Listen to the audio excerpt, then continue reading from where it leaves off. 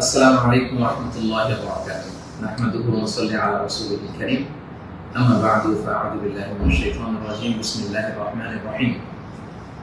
إذا جاء نصر الله والفتح ورأيت الناس يدخلون في دين الله أفواجا فسبح بحمد ربك واستغفره إنه كان توابا.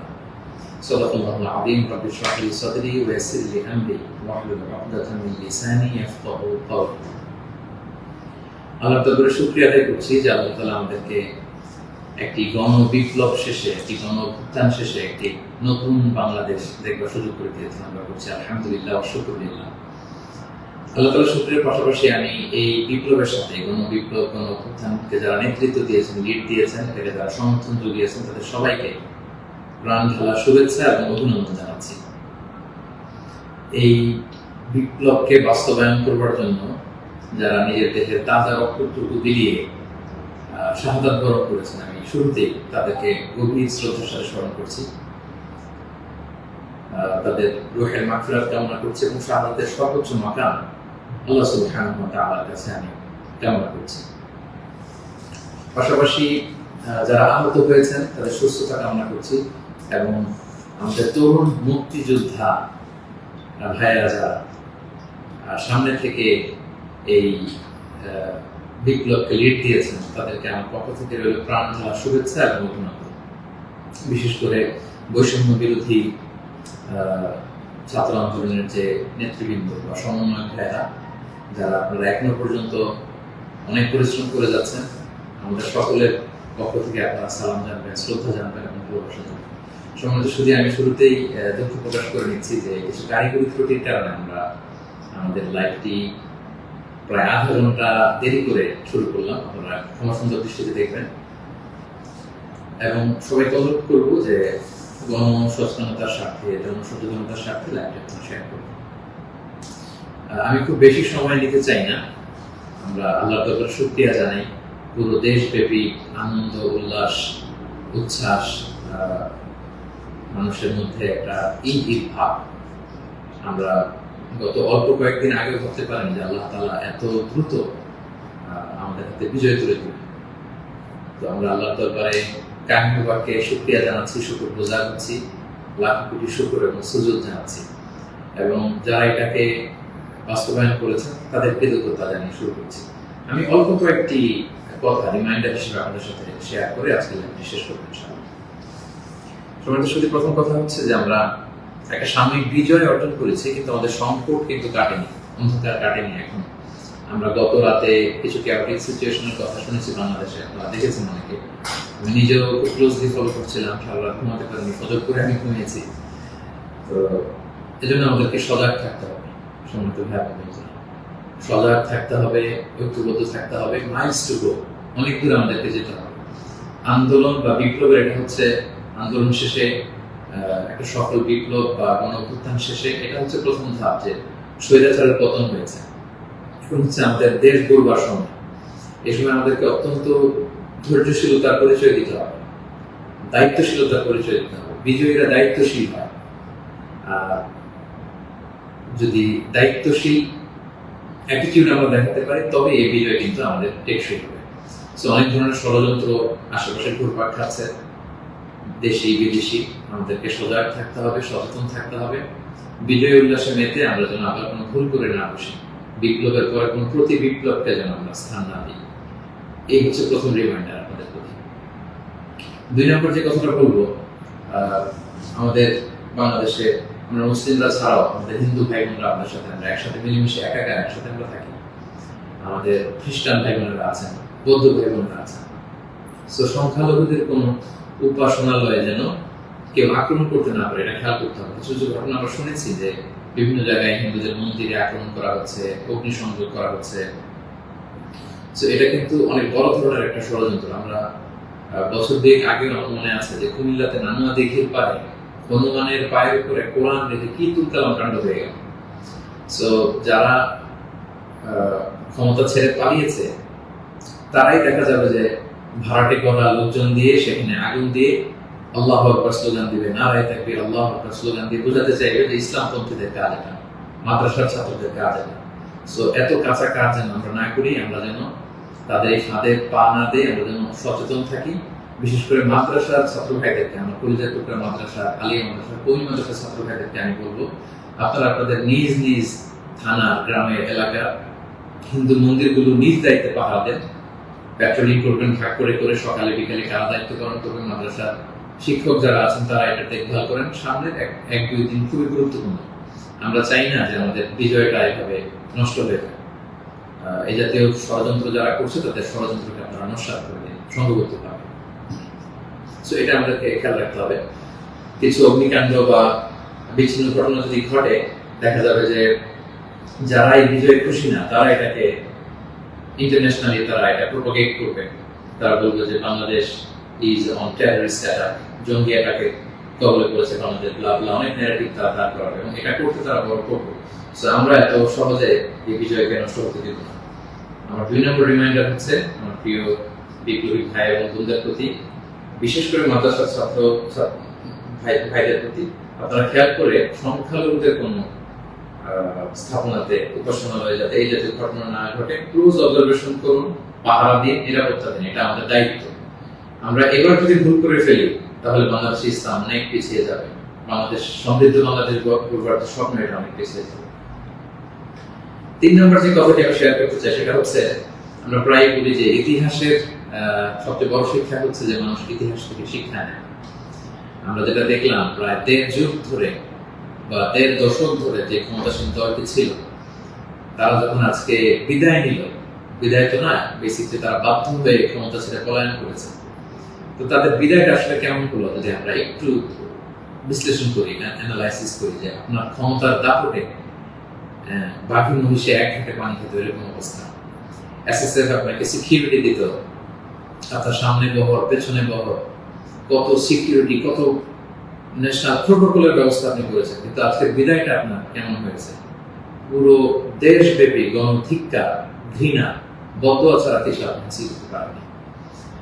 So এ থেকে আমাদের রাজনীতিবিদদের, আমাদের সকলের শিক্ষা গ্রহণ করা উচিত। আপনার বিদায় কেউ কাঁদেনি, কেউ কোনো সম্বর্ধনা দেয়নি, সহমর্মিতা জানায়নি, বরং আপনার অস্তিত্বই ছিল হুমকির মুখে।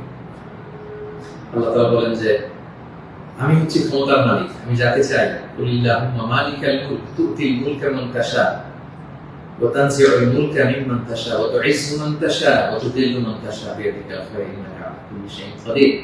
আল্লাহ তাআলা হচ্ছেন ক্ষমতার মালিক, যাকে চান ক্ষমতার চেয়ারে বসান, যাকে চান সেখান থেকে টেনে হিঁচড়ে ক্ষমতার চেয়ার থেকে তিনি নামান। তিনি যাকে চান সম্মান দেন, যাকে চান তিনি অপদস্থ করেন, লাঞ্ছিত করেন। তার জলজান্ত প্রমাণ আমরা গতকাল কিন্তু দেখেছি। এবং তিনি হচ্ছেন ফাআলুল লিমা ইউরিদ, তিনি যখন যা চান তাই করতে পারেন। এর জন্য তাকে কারোর কাছে জবাবদিহি করতে হয় না, রিপোর্টিং করতে হয় না। তিনি কুন ফায়াকুনের মালিক, তিনি হতে দেরি হয় না। তিনি পাহাড়কে দরিয়া করেন, দরিয়াকে পাহাড় করেন, তিনি সম্মানিতকে অপদস্থ করেন, তিনি সমাজের লাঞ্ছিত অপমানিত লোকটাকে সম্মানের চেয়ারে বসিয়ে দিতে পারেন। তিনি হচ্ছেন আল্লাহ সুবহানাহু ওয়া তাআলা। মনে রাখতে হবে তিনি ক্ষমতার মালিক। আমরা যেন এটা ভুলে না যাই, ক্ষমতার চেয়ার পেলে আমরা যেন ভুলে না যাই যে আমি ক্ষণিকের জন্য এসেছি। সামনে যারা ইন্টারিম গভর্নমেন্টের লিড দিবেন, 3 মাস 6 মাস পরে জাতীয় ইলেকশনের পরে যখন আমাদের নতুন সরকার আসবে, তারা যখন ক্ষমতার চেয়ারে বসবেন, নিজেকে এই রিমাইন্ড যেন আমরা দিই যে আমরা যেদিন বিদায় নিব, যেদিন ক্ষমতায় থাকবো, সেদিন আমি আমাকে কেমন দেখতে চাই, সেই হিসাবটুকু করে যোগ বিয়োগ দিয়ে যেন আমরা ক্ষমতায় থাকাকালীন সময় আমাদের অ্যাক্টিভিটিস গুলো পরিচালনা করি। সো এই ইতিহাস থেকে আমরা বারবার শিক্ষা নিতে ভুল করি, হোঁচট খাই, আমরা যেন এটা না করি। আমি আমাদের জাতীয় নেতৃবৃন্দদেরকে বলবো, যারা আসন্ন নির্বাচনে নির্বাচিত হয়ে আসবেন, বাংলাদেশকে নেতৃত্ব দিবেন, নতুন প্রজন্মের বা পুরাতন অভিজ্ঞদের মধ্যে থেকে যারা মিলে সরকার গঠন হবে সামনে ইলেকশন শেষে, আপনারা মেহরবানি করে এই শিক্ষাটুকু আপনারা নেবেন। এবং বাংলাদেশে এটা তো আমরা দেখে এসেছি ছোটবেলা থেকেই, একদল ক্ষমতা ছেড়ে অন্য দলের লোকেরা তাদের উপর কিভাবে আক্রমণ করে যেদিন তারা ক্ষমতা থেকে যায়, আবার তারা ক্ষমতা আসলে তারা তখন ক্ষমতা ছেড়ে অন্য বিরোধী দল তাদের উপর আক্রমণ করে। এই রেশারেশি আক্রমণ আমরা চাই না, আমরা এর অবসান চাই। আমরা ইতিহাস থেকে শিক্ষা নিতে চাই। আমরা একটা সমৃদ্ধির বাংলাদেশ ঐক্যবদ্ধভাবে একসাথে হাতে হাত রেখে কাঁধে কাঁধ মিলে গড়ে তুলতে চাই। এটা হচ্ছে আমার 3 নম্বর রিমাইন্ডার। 4 নম্বর রিমাইন্ডার হচ্ছে, গতকাল আমরা দেখেছি যে স্বৈরাচারের পতনের ঘোষণার মধ্য দিয়ে পুরো বাংলাদেশ, পুরো লাল সবুজের পতাকা, পুরো 18 কোটি মানুষ আনন্দ উল্লাসে ফেটে পড়েছে। আমরা আল্লাহ শুকরিয়া আদায় করেছি, আমরা হাফ ছেড়ে বেঁচেছি, আমরা স্বস্তির নিঃশ্বাস ফেলেছি, আমরা নতুন করে একটা স্বাধীন বাংলাদেশ পাওয়ার একটা আকাঙ্ক্ষা আমাদের হৃদয়ে জেগেছে। শুধুই কিন্তু দুঃখের ব্যাপার হলো আমরা মাঝে মাঝে আবেগে অথবা লোভে পড়ে অথবা হৃদয়ের জ্ঞান হারিয়ে এমন কিছু করে ফেলি যেটা আমাদের এই বিজয়কে, আমাদের অ্যাচিভমেন্টকে প্রশ্নবিদ্ধ করে, এটা ন্যায্যতাকে প্রশ্নবিদ্ধ করে। গতকাল আমরা দেখেছি যে উল্লাসিত জনতা তারা জাতীয় সংসদ ভবনে ঢুকে পড়েছে, গণভবনে ঢুকে পড়েছে, সেখানে যে লুটপাট, চুরি, যা বলা যায়, এগুলো সব ধরনের কাজগুলো করেছে এবং এগুলো কিন্তু লাইভ ব্রডকাস্ট হয়েছে, বিশ্বব্যাপী ছড়িয়েছে। আপনারা আসলে কি মেসেজ দিলেন? আমাদের দেশের ছাত্র জনতা কিছু, তারা কি লুটপাট করে? যারা ক্ষমতা ছেড়ে পালালো তারা তো এটাকে ইন্টারন্যাশনালি প্রোপাগান্ডা বানাবে যে দেখুন কিরকম লুটপাট, চুরি, আক্রমণ, এগুলোর মধ্যে দিয়ে তারা গণভবনকে দখল করছে, তারা একটা ইস্যু বানাবে। তো এই ব্যাপারটাকে আমি খুবই অপছন্দ করেছি, খুবই। আমি বলবো না যে শিক্ষিত ছাত্র জনতা এমন করেছে, যেহেতু উল্লাসিত জনতা সেখানে ঢুকে পড়েছিল, এখানে ভালো মানুষ ছিল, খারাপ মানুষ ছিল, ছিচকে চোর ছিল, টোকাই ছিল, তারা এগুলো করেছে। কিন্তু আমি দেখে অবাক হয়েছি মাঝে মাঝে অনেক ভালো ফ্যামিলির ছেলে পেলে অথবা নামাজি, দেখে প্র্যাকটিসিং মনে হয়, তারাও এরকম ছবি দিয়েছে। কেউ গণভবনের বালিশ, কেউ চেয়ার, কেউ টেবিল, কেউ পাঙ্গাস মাছ, কেউ ফ্রিজের খাবার, যে যেরকম পেরেছে করিডোর করেছে। তার এটা আমার চোখে এসেছে এবং গণভবনের নেম প্লেট নিয়ে আসছে। তো এই এতটুকু বিবেকবোধ বা চিন্তা শক্তি কি আমাদের নাই যে এটা তো রাষ্ট্রীয় সম্পদ, নিজের সম্পদ না, এটা তো ভাগ বটোয়ারা হচ্ছে না। আপনি যে গণভবনের চেয়ার নিয়ে আসলেন, 3 মাস পরে যে আমাদের নিজেদের ভোটে নির্বাচিত আমাদের ট্রু লিডার যিনি হবেন, আমাদের প্রধানমন্ত্রী, তিনি কোথায় বসবেন? তার চেয়ার তো আপনি চুরি করে নিয়ে আসছেন। তিনি থাকবেন কোথায়? তার বালিশ তো আপনি নিয়ে আসছেন। একটা বালিশ নিয়ে এসে, একটা হাঁস নিয়ে এসে, একটা কম্বল নিয়ে এসে আপনি আসলে কতটুকু লাভ করতে পারলেন? কিন্তু গোটা বিশ্বকে আপনি একটা নেগেটিভ মেসেজ দিলেন এবং আমাদের এই বিজয়কে আপনারা প্রশ্নবিদ্ধ করলেন। এটা অনেক বড় ভুল আপনারা করেছেন সম্মানিত ভাইয়া, যারা এটা আপনারা করেছেন। আমরা পৃথিবীর বিভিন্ন জাতি গোষ্ঠীর মধ্যে থেকে তাদের অনেক ভালো গুণ দেখি, এগুলোকে আমরা নিতে পারি না? মানুষ তো নিজেদেরকে ভালো জিনিস দেখে দেখে সেগুলো অ্যাডপ্ট করে করে মানুষ নিজেকে সুন্দর করে, পলিশ করে। আমরা জাপানিজদেরকে দেখেছি তারা কত ভদ্র পরিচ্ছন্ন। অলিম্পিকে তারা খেলা দেখতে যে স্টেডিয়ামের মধ্যে দর্শকেরা যখন খাবারের প্যাকেট, চিপস, পানির বোতল, টিস্যু ফেলে দিয়েছিল, তারা অন্যান্য দর্শকদের মতো স্টেডিয়াম ছেড়ে চলে যায়। খেলা দেখা শেষে তারা নিজেরা সব ময়লাগুলো, গার্বেজ গুলো পরিষ্কার করে তারপর ক্লিন করে সেই দর্শক এলাকায় তারা ছেড়েছে। গোটা বিশ্বে তারা প্রশংসিত হয়েছে। তো এই যে তারা একটা মেসেজ দিল গোটা বিশ্ববাসীকে যে আমরা সিভিলাইজড, আমরা পরিচ্ছন্ন। আমরা আমাদের গতকালের বিজয় উদযাপন করতে যে কি এটা করতে পেরেছি? এই যে আমাদের মধ্যে অধৈর্য, অস্থিরতা, এই যে সাময়িক বেনিফিটেড হওয়ার যে মানসিকতা, এইটা যদি আমরা ঠিক করতে না পারি, এই গণবিপ্লবে, গণ অভ্যুত্থানে, নতুন সরকার কিচ্ছু আসা যাবে না প্রিয় ভাইরা। মানে I'm telling you the truth, I'm telling you the reality, এটা আপনাদের মনে রাখতে হবে। বাস্তবতা হচ্ছে আমরা যেমন, আমাদের নেতারাও তেমন। আমরা গতকাল হরিলুট করেছি, আমাদের নেতারাও হরিলুট করেছে। আমরাও চুরি করেছি, তারাও চুরি করতো। আমরা আসলে সুযোগের অভাবে সব, বাস্তবতা যেটা। কথাগুলো এই মুহূর্তে, বিজয়ের মুহূর্তে তিক্ত হলেও আমাকে ইসলামিক পয়েন্ট অফ ভিউ থেকে এই রিমাইন্ডার গুলো আমাকে বলতে হচ্ছে। আমি সরি ফর দ্যাট। তারা পদ্মা সেতুতে দুর্নীতির সুযোগ পেয়েছে, ওই লুট করেছে। তারা দেশের বড় বড় মেগা প্রজেক্টে লুট করেছে, আর আপনি ছোট্ট জিনিস লুট করার সুযোগ পেয়েছেন, ওইটা করেছেন। কোনো পার্থক্য নাই। তারা করেছে বড় বড় হরি লুট, আপনারা করেছেন ছোট ছোট চুরি লুট। এই তো পার্থক্য, আমাদের এতটুকুই। এই জিনিসটা আমাদেরকে বুঝতে হবে যে এগুলো রাষ্ট্রীয় সম্পদ। সেখান থেকে একটা সুতা কেন আমরা টাচ করবো? আপনারা গণভবন ঘেরাও করেছেন, ভেতরে যে উল্লাস করবো, তাকবীর দিন। এমন দেশটি কোথাও খুঁজে পাবে না তুমি, সকল দেশের রানী সেজে আমার জন্মভূমি। গলা ছেড়ে দিয়ে সবাই মিলে কোরআন গান ধরতে, গোটা বিশ্ব দেখতো আমরা কত সিভিলাইজ, আমরা কত সভ্য। সেটা না করে আপনারা ভাঙচুরের মতো কাজ, লুটপাটের মতো কাজ আমরা করে ফেলছি। আমি বলবো না যে সবাই বুঝে করেছেন, অনেকে রাগ থেকে, ক্ষোভ থেকে, ঘৃণা থেকে এটা করেছেন, কিন্তু কাজটা ভুল করেছেন। প্রথম যেটা করতে হবে, আপনাদেরকে আল্লাহর কাছে ক্ষমা চাইতে হবে। আল্লাহর কাছে ক্ষমা চান। দ্বিতীয়ত এগুলো ফেরত দিয়ে আসতে হবে প্রিয় ভাই।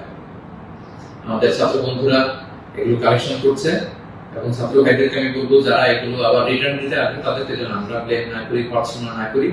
তারা তাদের রিয়েলাইজেশন থেকে নিয়ে আসছে, এগুলো তারা রিসিভ করুন। কারণ এগুলো রাষ্ট্রীয় সম্পদ, নতুন গভর্নমেন্ট আসলে আবার নতুন করে রাষ্ট্রীয় অর্থ ব্যয় করে এগুলো আমাদেরকে আবার মেরামত করতে হবে, ঠিক করতে হবে সময় সুযোগ। এবং একজন মুমিন এই কাজ কখনো করতে পারে না। একজন বিশ্বাসীর সাথে এই ধরনের মাইন্ডসেট অ্যাটিটিউড যায় না প্রিয় ভাই বোনেরা। ছোট একটা হাদিস বলে পয়েন্ট আমি শেষ করছি। খাইবারের যুদ্ধ থেকে রাসূল সাল্লাল্লাহু আলাইহি ওয়াসাল্লাম সাহাবাদেরকে নিয়ে ফিরছিলেন বিজয়ী হয়ে। আপনাদের মনে থাকবার কথা, ইহুদিদের বিরুদ্ধে এই যুদ্ধ হয়েছিল 7ম হিজরির ঘটনা। ফেরার পথে রাসূল সাল্লাল্লাহু আলাইহি ওয়াসাল্লাম একজন খাদেম রাসূল সাল্লাল্লাহু আলাইহি ওয়াসাল্লাম উটের হাওদাস ঠিক করছিল, এমন সময় একটা বিক্ষিপ্ত তীর এসে তার গায়ে লেগে সে সেখানে মারা যায়। সাহাবারা তার জন্য দোয়া করলো। তারা বলল কি খুশ নসিব তার, যুদ্ধ থেকে ফিরে আসার পথে এই মুজাহিদ শহীদ হয়েছে, জান্নাতের নীল পাখি হয়ে সে ঘুরবে। রাসূল সাল্লাল্লাহু আলাইহি ওয়াসাল্লাম বললেন না, তোমরা এই মন্তব্য করো না, তোমরা জানো না আমার এই লাশ সে সুযোগ পেয়ে রাষ্ট্রীয় সম্পদের অর্থাৎ গনিমতের যেটা পেয়েছিল ভাগ বটোয়ারার আগে সে লোকচক্ষুর আড়ালে একটি চাদর চুরি করেছিল, এবং এই জাহান্নামের এই চাদর তার গা পেঁচিয়ে তার শরীরকে জ্বালিয়ে ফেলবে, তাকে দগ্ধ করবে। আল্লাহু আকবার। অনেক লম্বা কথা, আমি সংক্ষেপে শেষ করে দিচ্ছি। সময়টা যদি আপনি খেয়াল করে দেখুন, একজন সাহাবী, বিশ্বনবীর সার্ভেন্ট, সে রাষ্ট্রীয় এই সামান্য একটা চাদর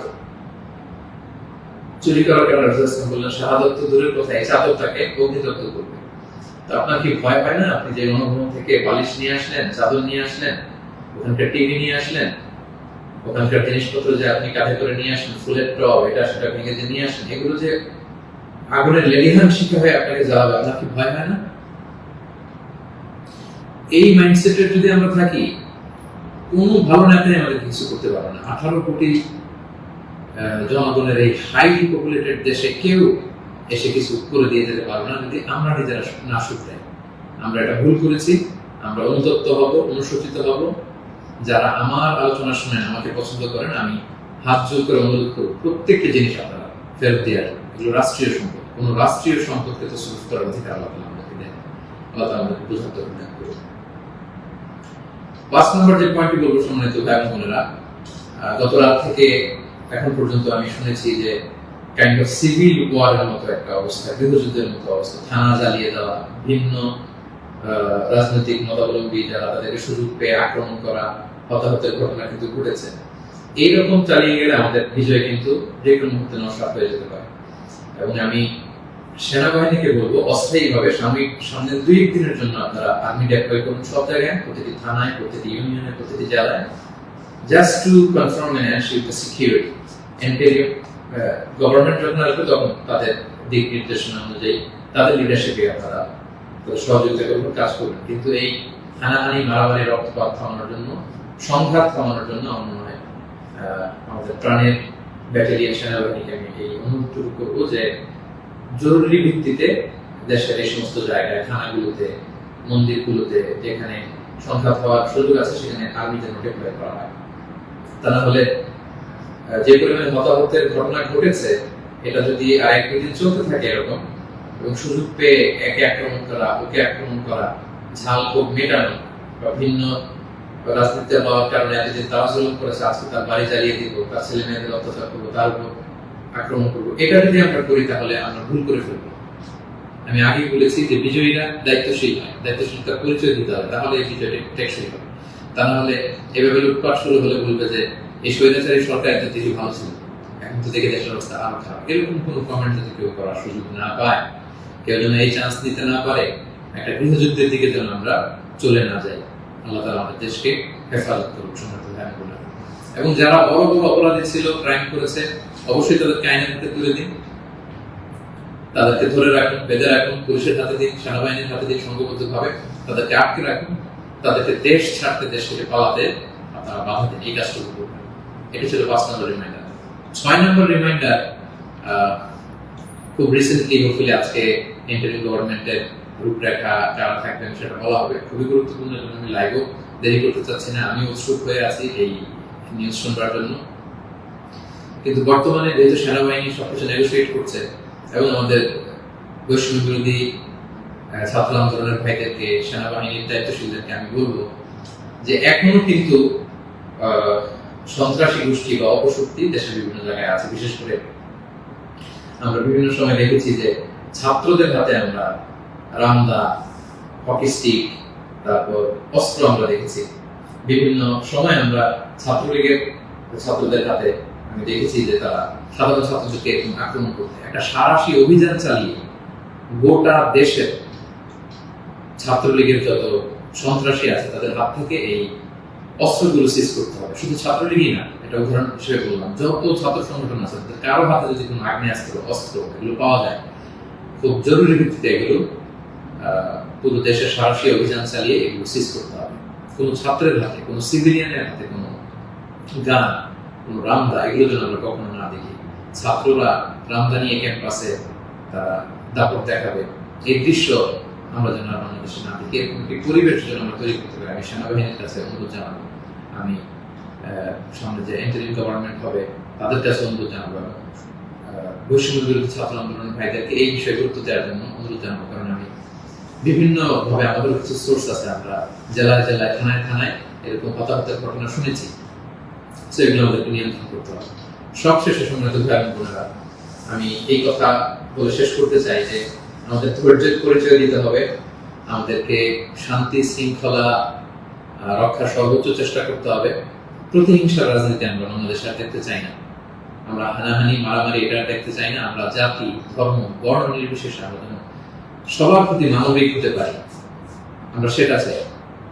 আমরা চাই মেরিটোক্রেসির ভিত্তিতে আমাদের দেশ চলবে। দেশের যতটি চাকরি দেওয়া হবে, পদায়ন হবে, যারা সচিব হবেন, যারা বিসিএস ক্যাডার হবেন, যারা সরকারি আমলা হবেন, প্রতিটা চাকরি যেন মেধার ভিত্তিতে হবে। Meritocracy should be the national policy of Bangladesh, our new Bangladesh, our new independent Bangladesh. আমি দায়িত্বশীলদের কাছে অনুরোধ করছি, আমাদের ন্যাশনাল কয়েকটা পলিসি থাকা দরকার। সিঙ্গাপুরের 3-4টা জাতীয় পলিসির মধ্যে একটা হচ্ছে মেরিটোক্রেসি। রাষ্ট্রীয়ভাবে যেন ঘোষণা দেওয়া হয় যে মেরিটোক্রেসির ভিত্তিতে আমাদের বাংলাদেশ চলবে। আমাদের বিচার বিভাগ সম্পূর্ণ স্বাধীনভাবে এখানে কেউ হস্তক্ষেপ করতে পারবে না। কোনো চাঁদাবাজি আমাদের বাংলাদেশে চলবে না, কোনো ঘুষ বাংলাদেশে চলবে না। একটা সমৃদ্ধির বাংলাদেশ আমরা যেটা স্বপ্ন দেখি, আমরা যে স্বাধীন বাংলাদেশের স্বপ্ন দেখি, আমরা যেন একসাথে সেটা করতে পারি। Together we rebuild hour nation again, ইনশাআল্লাহ। সো সম্মানিত সুধী, আমি এই আহ্বান জানিয়ে শেষ করব, কেউ আইন শৃঙ্খলা অবনতি ঘটাবেন না, সংঘাতে জড়াবেন না, আইন নিজের হাতে তুলে নেবেন না। সংখ্যালঘু ভাইদের দিকে দৃষ্টি রাখুন, কারণ এইটাকে তারা টার্গেট করে একটা প্রতি বিপ্লব, দেশে একটা ক্যাওটিক সিচুয়েশন তৈরি করবে। এবং পুলিশ বাহিনী, সেনাবাহিনী, বিমান বাহিনী, র্যাব, আনসার, বিডিআর, প্রত্যেকটি বাহিনীকে আমি বলবো যে আপনাদের কাছে অনেক বড় দায়িত্ব। দেশের শান্তি শৃঙ্খলা, সিকিউরিটি, নিরাপত্তা নিশ্চিত করে এগুলো আপনাদের দায়িত্ব। আসুন আমরা সবাই হাতে হাত রেখে, কাঁধে কাঁধ মিলিয়ে আমাদের নতুন বাংলাদেশ গড়ে তুলব। এই সামনের 1-2 দিন খুবই ক্রুশাল। আপনারা কেউই অস্থির, অধৈর্য হয়ে রাগে বসে বিভিন্ন থানা জ্বালিয়ে দেওয়া হচ্ছে, আমি শুনছি। সাধারণ পুলিশদের উপর আক্রমণ করা হচ্ছে। প্রিয় ভাইয়েরা, পুলিশরা খুব অল্প বেতনের চাকরি করে, তারা আমাদেরকে নিরাপত্তা দেয়। তো তারা উপরের অর্ডারে এতদিন এগুলো করেছে, তাই বলে আপনি পুলিশের উপরে আক্রমণ করতে পারেন না। আপনার দলের বিরোধী বলে আপনি তাদেরকে আক্রমণ করতে পারেন না। সুযোগ পেয়ে আপনি এই অন্যায়ভাবে এটার ব্যবহার আপনি করতে পারেন না। আমরা যেন সুশৃঙ্খল থাকি, আমরা যেন দায়িত্বশীলতা পরিচয় দিই। সম্মানিত সুধী, একটা মানবিক বাংলাদেশ, একটা সাম্যে পরিপূর্ণ, একটা সমৃদ্ধ বাংলাদেশ আমরা দেখতে চাই।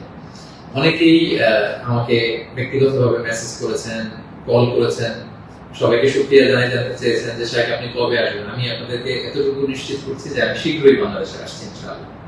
স্বাধীন বাংলাদেশে আপনাদের সবার সাথে আবারও পুনরায় সাক্ষাতের আকাঙ্ক্ষা এবং অপেক্ষায় আমি রইলাম। সাম্য, মানবিক মর্যাদা এবং সামাজিক সুবিচার প্রতিষ্ঠিত করে আমরা যেন একটা সমৃদ্ধ বাংলাদেশ সবাই করে তুলতে পারি, সেই প্রত্যাশায় আজকে এই সংক্ষিপ্ত লাইভ সেশন এখানে শেষ করছি। হাদা মা ইনদি ওয়া ইলমু ইনদাল্লাহি আলাইহি তাওয়াক্কালতু ওয়া ইলাইহি উনীব। আসসালামু আলাইকুম ওয়া রাহমাতুল্লাহি ওয়া বারাকাতুহু। Be a part of our vision. Do listen and share the khair.